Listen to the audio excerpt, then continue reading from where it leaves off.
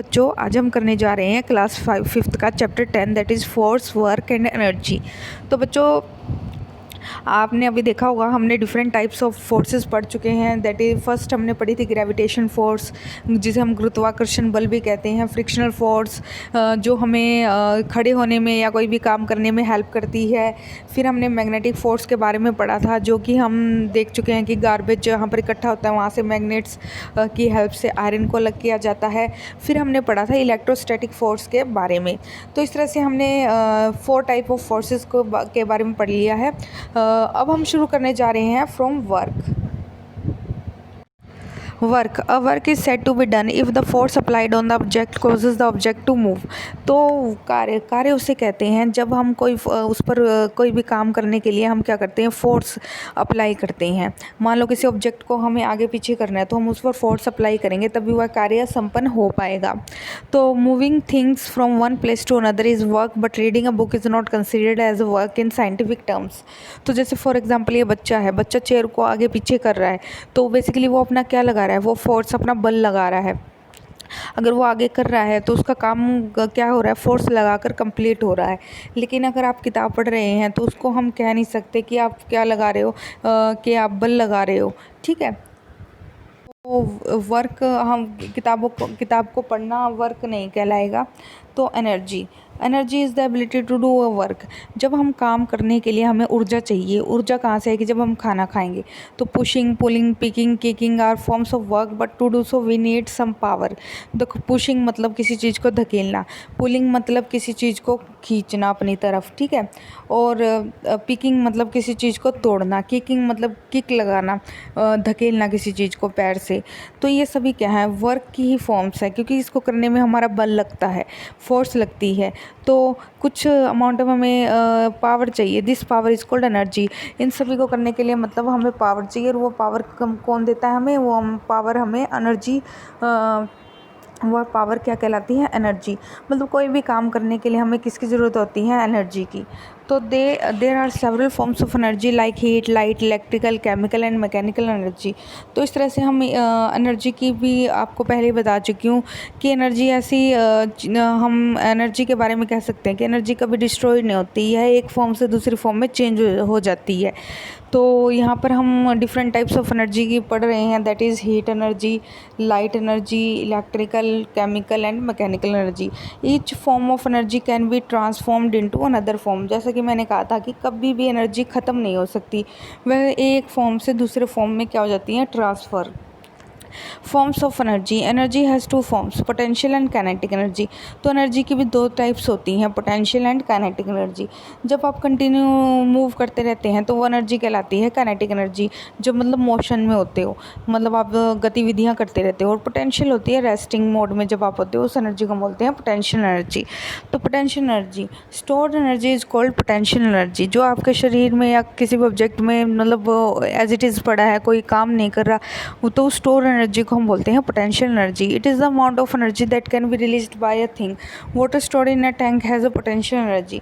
अब अगर आपके जो टंकी है उसमें जो पानी भरा हुआ वो एक्चुअली में है क्या, वह है वाटर अपने अंदर क्या किए हुए है, एक पोटेंशियल एनर्जी को स्टोर किए हुए हैं। Kinetic energy is the energy that is possessed by moving body. अब आप उस टंकी के जो नल खोल दें अपनी टंकी के, उस टंकी में से जो पानी निकलेगा और नीचे गिरेगा वो एक्चुअल में अब कौन सी एनर्जी होगी, वो काइनेटिक एनर्जी होगी। तो water falling from a great height as a kinetic energy.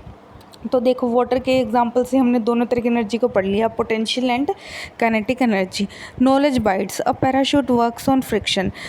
जो हम पैराशूट देखते हैं जहाँ हम सोल्जर्स क्या करते हैं, हवाई जहाज़ से या फिर हेलीकॉप्टर से उतरते हैं फॉर प्रोटेक्शन, तो उसे पैराशूट कहा जाता है। The friction between the air and the parachute cause the parachute to come down slowly.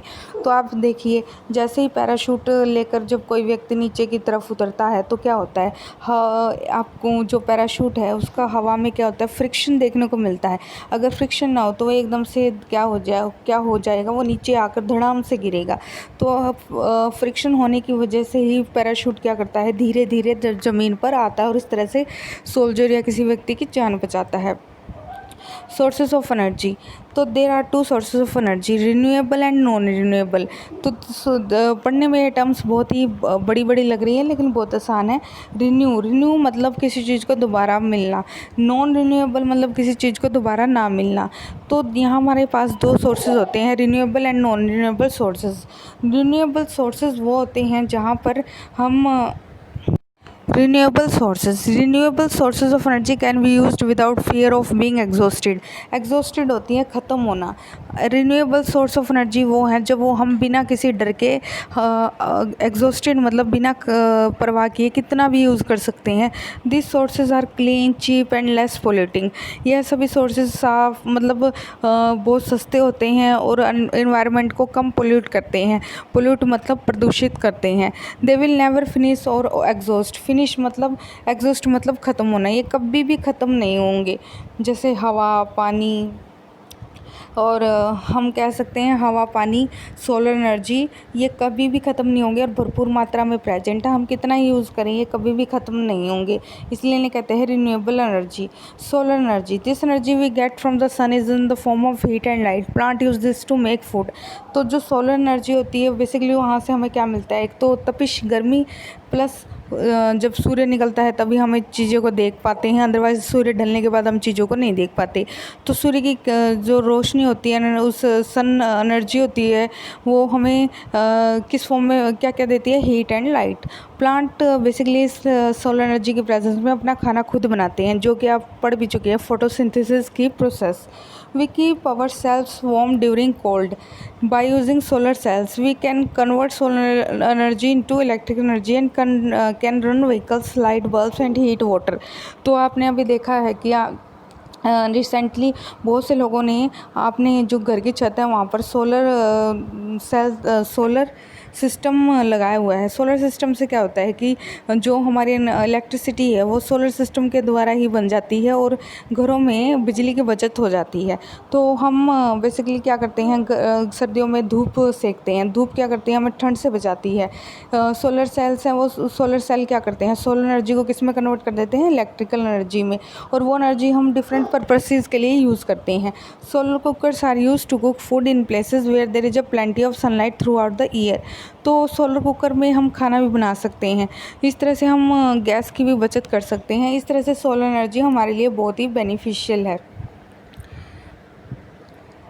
Water energy, water or hydel energy is derived from moving water. The flow of water can turn wheels to produce electricity. Hydel energy is clean and non polluting. तो बच्चों आपने dams देखे होंगे, for example Bhakra dam, जहाँ पर बहुत ही मात्रा में पानी आता है और वो बहुत ऊंचाई से गिरता है। जब वो नीचे की तरफ गिरता है तो बेसिकली उस एनर्जी को बोलते हैं वाटर एनर्जी। और वो वाटर एनर्जी जब बड़ी ही ऊपर से नीचे की तरफ गिरती है तो उससे क्या होती हैं, जो व्हील्स होते हैं वो घूमते हैं, और घूमने से क्या करते हैं, वाटर एनर्जी को किस में कन्वर्ट कर देंगे, इलेक्ट्रिकल एनर्जी में।